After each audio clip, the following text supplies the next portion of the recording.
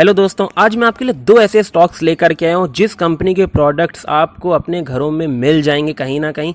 हो सकता है बहुत से लोगों को ये ना पता हो कि इस कंपनी के भी स्टॉक आते हैं, लेकिन ऐसा है कि मैक्सिमम हाउसेज में वो प्रोडक्ट्स मिल जाएंगे। लेकिन बहुत से लोग इसको जानते होंगे कि किस कंपनी का है, उस कंपनी का स्टॉक मार्केट में अवेलेबल है या नहीं। और बहुत ही ज़्यादा स्ट्रॉन्ग स्टॉक्स हैं जिनको आपको अपने पोर्टफोलियो में रख करके चलना ही चाहिए। एक ऐसे स्टॉक्स जिसमें आप निवेश करके बेफिक्र होकर भी रह सकते हैं कि आपको यहाँ से लॉस तो हाथ में नहीं लगेगा।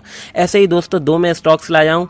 इन स्टॉक्स के अंदर आपको निवेश कब बनाना चाहिए, क्या ये सही टाइम है उन स्टॉक्स में निवेश बनाने के लिए, क्योंकि अगर आप मजबूत स्टॉक्स अपने पोर्टफोलियो में नहीं रखेंगे तो आप लॉन्ग टर्म में पैसे कमाने में थोड़ी डिफिकल्टी भी फेस करके चल सकते हैं। क्योंकि आपके पोर्टफोलियो में पेनी स्टॉक्स भी होने चाहिए, कुछ अच्छे स्टॉक्स भी होने चाहिए, कुछ बहुत फंडामेंटल स्ट्रॉन्ग स्टॉक्स भी होने चाहिए जिससे आपका पोर्टफोलियो एक बहुत बढ़िया तरीके से मैनेज हो पाए।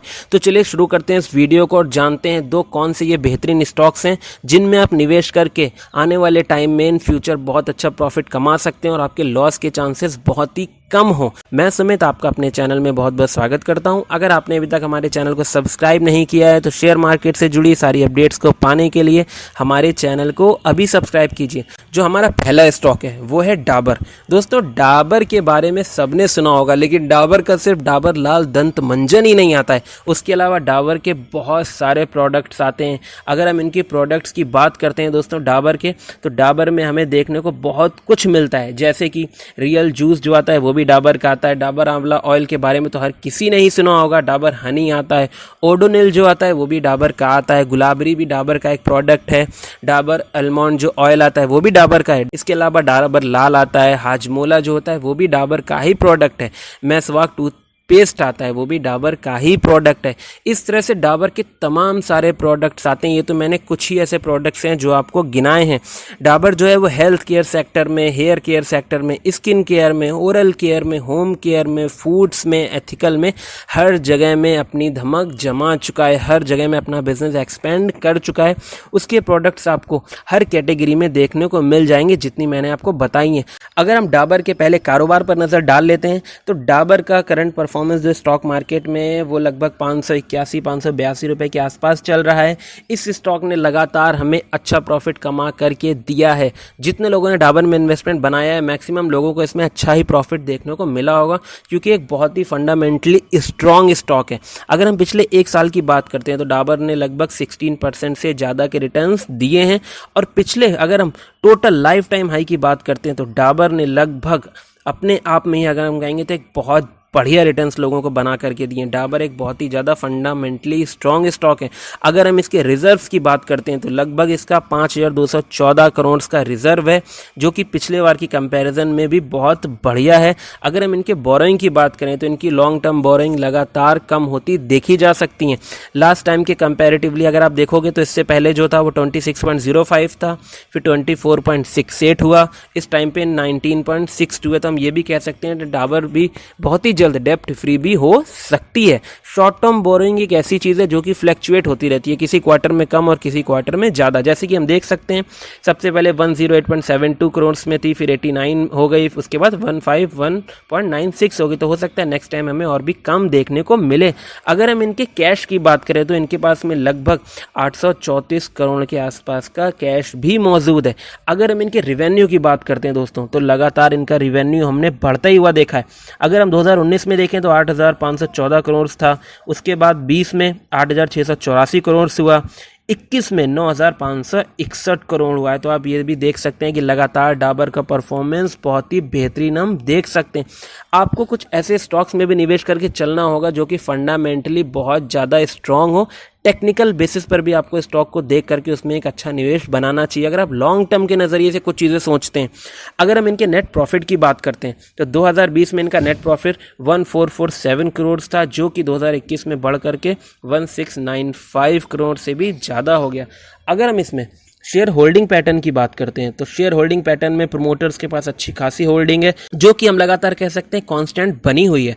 मार्च 2021 में 67.38% थी, जून में भी 67.36% भी है, अगर हम क्वार्टर बेस की है बात कर रहे हैं आपके साथ में।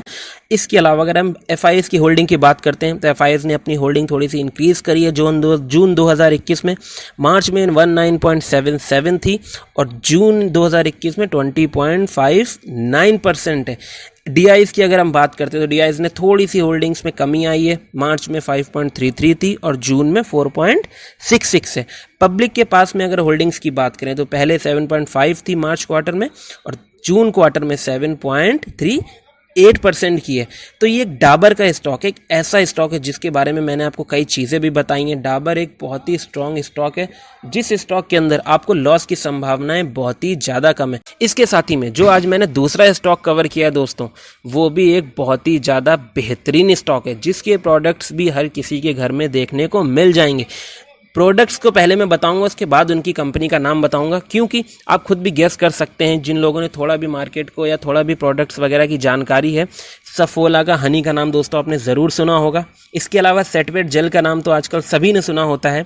इसके साथ ही में हम कह सकते हैं एक इम्यूनी वेदा भी आता है। इस टाइम पे कोरोना लॉकडाउन के दौरान इनका ये प्रोडक्ट्स भी काफ़ी अच्छा सेल हुआ है।